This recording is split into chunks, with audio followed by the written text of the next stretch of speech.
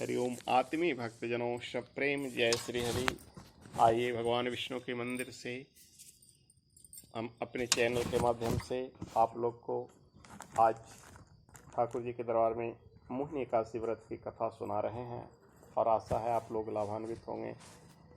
यह कथा भगवान कृष्ण सुनाते हैं और श्रोता युधिष्ठिर हैं। सारी कथाओं की तरह ही इस बार युधिष्ठिर फिर प्रश्न करते हैं कि हे प्रभु, हमें वैशाख मास के शुक्ल पक्ष की एकादशी जो मोहिनी एकादशी के नाम से जाना जाता है उसकी कथा सुनाइए। भगवान श्री कृष्ण कहते हैं कि हे कुंती पुत्र, जब सीता जी के वनवास के बाद श्री रामचंद्र जी बहुत व्यथित हुए यानी कष्ट में दुख में थे, तब उन्होंने वशिष्ठ जी से पूछा था कि हे गुरुदेव, मुझे कोई ऐसा व्रत बतलाइए जिससे समस्त दुखों और संतापों और पापों का क्षय हो यानी नाश हो और मेरे हृदय में शांति मिली। उस समय वशिष्ठ जी ने जो उत्तर दिया वह मैं तुम्हें सुनाता हूँ। महर्षि वशिष्ठ जी ने कहा कि हे राम, आपने कोई पाप नहीं किया है। आपका तो नाम लेने से मनुष्य के सभी रोग शोक पाप मिट जाते हैं। यह प्रश्न आपने लोक हित के लिए किया, पूरे संसार के हित के लिए किया। तो मैं आपको बताता हूं कि मानसिक शांति की प्राप्ति और संताप तथा पाप मिटाने के लिए अमोघ अस्त्र है जिसका नाम है मोहिनी एकादशी व्रत।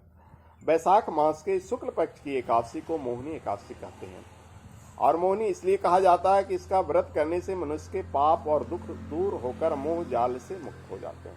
अतएव दुखी मनुष्य को यह व्रत अवश्य करना चाहिए। मैं इसकी कथा करता हूँ, आप ध्यानपूर्वक सुनिए। सरस्वती नदी के किनारे बसी सुंदर और संपन्न नगरी भद्रावती में धूतिमान नाम का चंद्रवंशी राजा राज करता था। इसी नगर में धन धान से परिपूर्ण धनपाल नामक एक वैश्य रहता था। वह वैश्य अत्यंत धर्मात्मा एवं भगवान विष्णु का भक्त था। उसने नगर में बहुत सारे भोजनालय, प्याऊ, कुएं, तालाब, धर्मशाला, बहुत से सुविधाजनक वस्तु बना चुके थे। सड़कों के किनारे आम, जामुन, नीम आदि के अनेक वृक्ष लगवाए। उस वैश्य के सुमना और सद्बुद्धि, मेधावी, सुकृति और धृष्ट बुद्धि नाम के 5 पुत्र थे, 5 बेटे थे। उसके 4 पुत्र तो धर्मात्मा थे, किंतु सबसे छोटा बेटा धृष्ट बुद्धि महापापी, लंपट, दुराचारी था। वह वेश्याओं और दुराचारी मनुष्यों की संगति में रहकर जुआ खेलता, दूसरी स्त्रियों के साथ भोग विलास करता और मद्य मांस का सेवन करता। मद्य कहते हैं शराब को, और मांस तो जान नहीं रहे हैं, का सेवन करता। इस प्रकार अनेक कुकर्मों में फंसकर वह अपने पिता के धन को नष्ट किया करता। इन्हीं कारणों से उसके पिता भाइयों और कुटुंबियों से उसको घर से निकाल दिया। घर से निकाल देने के बाद वह सारा धन वेश्याओं में लुटा दिया। दुष्संगियों के साथ रहा, संगी साथी भी उसे जब धन खत्म हो गए छोड़ दिए। अब वह भूख और प्यास से मरने लगा, दुखी रहने लगा। एक दिन की बात है, वह रात्रि के समय चोरी करना प्रारंभ कर दिया और चोरी करते पकड़ा गया, परंतु राज कर्मचारियों ने उसे वैश्य का पुत्र जानकर छोड़ दिया। परंतु जब दूसरी बार पकड़ा गया तो उन्होंने राजा के सामने उसे उपस्थित किया। राजा ने उसे दंडित करके कारागार यानी जेल में बंद कर दिया। कारागार में राजा ने उसको बहुत दुख दिए और फिर नगर से निकाल दिया।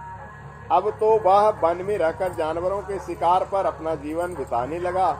एक दिन भूख प्यास से व्याकुल वह शिकार का पीछा करते करते कौंडिन्य ऋषि के आश्रम में जा पहुंचा। उस समय वैशाख मास था और कौंडिन्य ऋषि गंगा स्नान करने आ रहे थे। उनके भींगे वस्त्रों के छींटे पड़ने से उसकी बुद्धि शुद्ध हो गई, यानी धर्मात्मा के वस्त्र का भी छींटा अगर पड़ जाए तो पाप कट जाता है।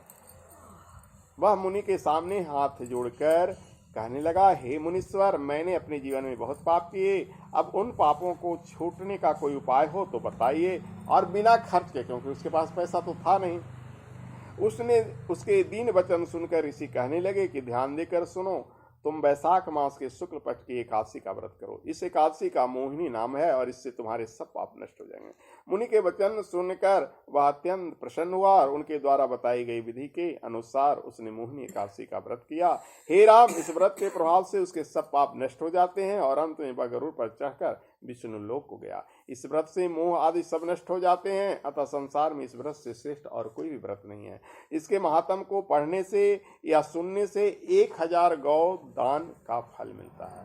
सोच जाओ, आप लोग भाग्यशाली हो क्या सुना। बोलो विष्णु भगवान की जय।